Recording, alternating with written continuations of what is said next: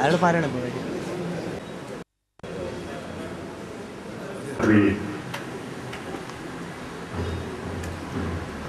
ഭാരതത്തിന്റെ മേൽ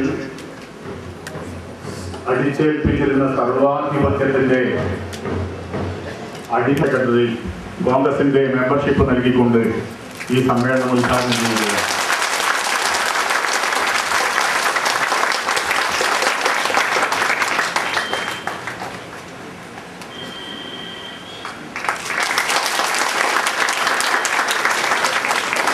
സ്വാഗത പ്രസംഗം നടത്തിയ അഡ്വക്കേറ്റ് സുധാകരൻ ചെറുതെങ്കിലും നിങ്ങളോട് പറഞ്ഞ അർത്ഥവത്തായ വാക്ക് അനുസ്മരിച്ചും അതിൽ തുടങ്ങിയും ഞാൻ എൻ്റെ വാക്കുകൾക്ക് തുടക്കം കുറിക്കുന്നു. നീണ്ട പ്രസംഗത്തിനൊന്നും ഞാൻ മുതിരുന്നില്ല. ഐതിഹാസികമായ ഒരു രാഷ്ട്രീയ പ്രസ്ഥാനമാണ് ഇന്ത്യൻ നാഷണൽ കോൺഗ്രസ്. മരണമില്ലാത്ത രാഷ്ട്രീയ പ്രസ്ഥാനം. അതിനെ തകർക്കാൻ ആർക്കും ഇന്ത്യൻ രാഷ്ട്രീയ മണ്ഡലത്തിൽ സാധിക്കില്ല എന്നുള്ളതിന്റെ ജീവിക്കുന്ന ഒരു വലിയ തെളിവാണ് ഈ കഴിഞ്ഞ പൊതു തെരഞ്ഞെടുപ്പും ഇന്ത്യയിലെ ജനകോടികൾ കോൺഗ്രസിൽ അർപ്പിച്ച വിശ്വാസം. ഞാൻ പാർലമെന്റിൽ അസംബ്ലിയിൽ നിരവധി വട്ടം പോയെങ്കിലും പാർലമെന്റിൽ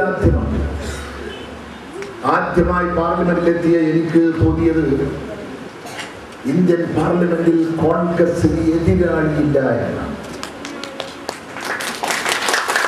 ഞാൻ ചോദിക്കട്ടെ, നിങ്ങൾ ആരെങ്കിലും പ്രതിപക്ഷ നേതാവ് ലാൽകൃഷ്ണ അഡ്വാനിയുടെ പ്രസംഗമോ പോരാട്ടമോ ഇന്ത്യൻ പാർലമെന്റിൽ നിങ്ങൾ ആരെങ്കിലും കണ്ടോ? പാർലമെന്റിന്റെ അകത്ത് കടന്നു വരുന്ന അഡ്വാനിയെ ഞാനത് ശ്രദ്ധിക്കാറുണ്ട്.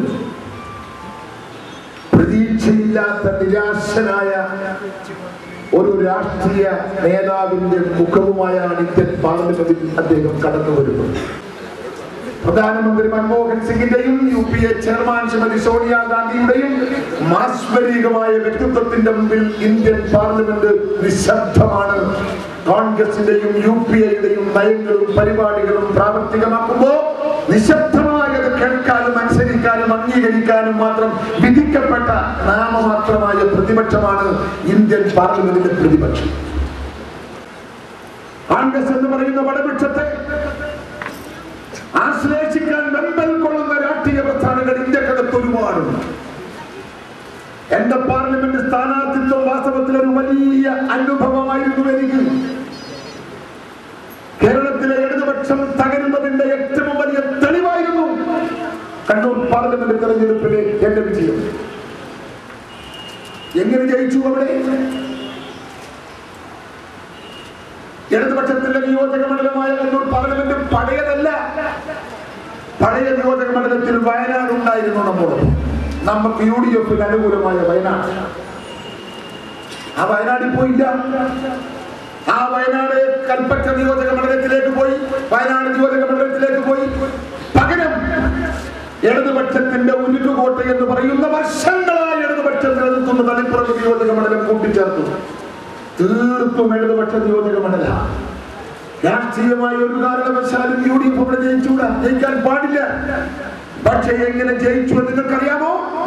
10,000-കണക്കിന് ഇടതുപക്ഷത്തിന്റെ വോട്ട് വാങ്ങിയാണ് ഇന്ത്യൻ പാർലമെന്റിലേക്ക് കടന്നു പോകാൻ എനിക്ക് അവസരമുണ്ടായത് എന്നൊരു അവകാശവാദമല്ല, എന്റെ അനുഭവ സമ്പത്ത് വെച്ചുകൊണ്ട് തെരഞ്ഞെടുപ്പിന്റെ സമയത്ത് പ്രചരണ രംഗത്ത് തന്നെ എനിക്ക് ഒരുപാട് ഹൃദയത്തിൽ തട്ടിയ ഒരുപാട് അനുഭവങ്ങൾ ഉണ്ടായിട്ടുണ്ട്.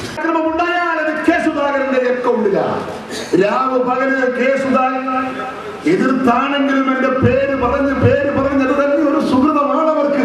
ഏതായാലും പക്ഷേ അത്രയേറെ വിമർശിച്ച് ഇടതുപക്ഷത്തിന്റെ പ്രവർത്തകരുടെ മനസ്സിന്റെ അകത്ത് ഒരു ക്രിമിനലായി ചിത്രീകരിച്ച എനിക്ക് ആ പ്രസ്ഥാനത്തിന്റെ അകത്തെ 10,000 വോട്ട് ചെയ്തു എന്ന് പറയുമ്പോ ആ രാഷ്ട്രീയ പ്രസ്ഥാനത്തിന്റെ പ്രവർത്തകരെ പോലും എനിക്കെതിരെയുള്ള വിമർശനത്തെ വിശ്വസിപ്പിക്കാൻ അവർക്ക് സാധിച്ചില്ല എന്ന് മാത്രമല്ല, ആ പ്രചരണത്തെ പുച്ഛിച്ചു തള്ളി അവരൊക്കെ എനിക്ക് വോട്ട് ചെയ്യാൻ ക്യൂ നിന്നു.